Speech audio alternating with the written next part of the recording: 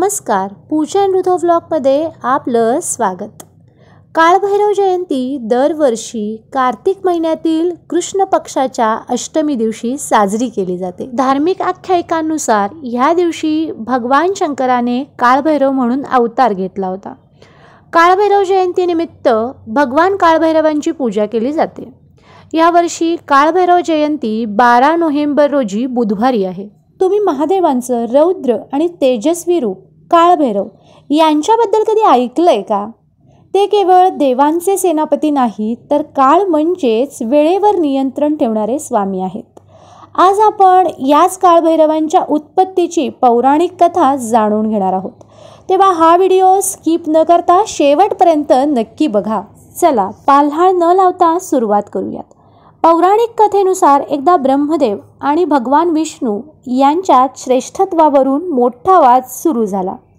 ब्रह्मदेव स्वतःला सृष्टीचे निर्माते मानत होते, त्यामुळे त्यांच्यात थोडा अहंकार आला होता। त्यांनी भगवान शिवांबद्दल काही आक्षेपार्ह शब्द वापरले। भगवान शंकराला जेव्हा ही गोष्ट समजली तेव्हा त्यांना प्रचंड क्रोध आला।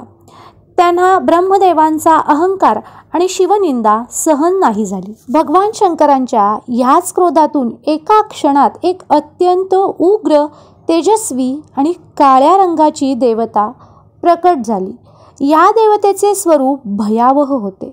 हातात त्रिशूळ, गळ्यात मुंडमाळा आणि त्यांचे वाहन होते कुत्रा। हीच देवता म्हणजे काळभैरव। भगवान शिवाने काळभैरवाला ब्रह्मदेवाचा अहंकार नष्ट करण्याची आज्ञा दिली। काळभैरवाने क्षणाचाही विलंब न लावता आपल्या डाव्या हाताच्या नखाने ब्रह्मदेवाचे गर्वाने बोलणारे 5वे मस्तक तोडले। अशा प्रकारे काळभैरवांनी ब्रह्मदेवाचा अहंकार नष्ट केला आणि त्यांना त्यांची चूक लक्षात आणून दिली। ब्रह्मदेवाचे मस्तक तोडल्यामुळे काळभैरवांना ब्रह्महत्येचे पाप लागले। हे पाप घेऊन त्यांनी संपूर्ण सृष्टीवर भ्रमण केले, पण ते मस्तक त्यांच्या हातातून सुटले नाही। अखेरीस काळभैरव काशीमध्ये पोहोचले। काशीमध्ये पोहोचताच ते मस्तक त्यांच्या हातातून गळून पडले आणि ते पापापासून मुक्त झाले। काशीमध्ये ज्या ठिकाणी ब्रह्माचे मस्तक पडले त्या ठिकाणाला कपालमोचन तीर्थ म्हणतात। त्या दिवसापासून काळभैरव कायमस्वरूपी काशीमध्ये वास्तव्यास आहेत। असे मानले जाते की जो कोणी काशी यात्रेसाठी जातो किंवा तिथे राहतो त्याने कपालमोचन तीर्थाला अवश्य भेट द्यावी। म्हणूनच काळभैरवांना काशीचे कोतवाल म्हणजेच संरक्षक म्हटलं जातं। काशीमध्ये कोणत्याही धार्मिक कार्यात यश मिळविण्यासाठी आधी काळभैरवाचं दर्शन घेणं आवश्यक मानलं जातं। काळभैरव म्हणजे फक्त विनाश नाही, तर अहंकार, अज्ञान आणि वाईट गोष्टींचा नाश करणारे न्यायदेवता आहेत। तर मंडळी, ही होती काळभैरवांच्या उत्पत्तीची आणि त्यांच्या महात्म्याची कथा। काळभैरव आपल्याला शिकवतात की अहंकार कितीही मोठा असला तरी त्याचा विनाश नक्कीच होतो।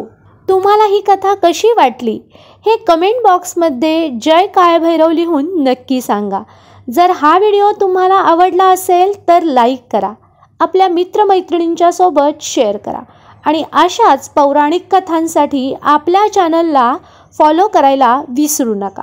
भेटूयात पुढच्या व्हिडिओमध्ये। तोपर्यंत श्री स्वामी समर्थ।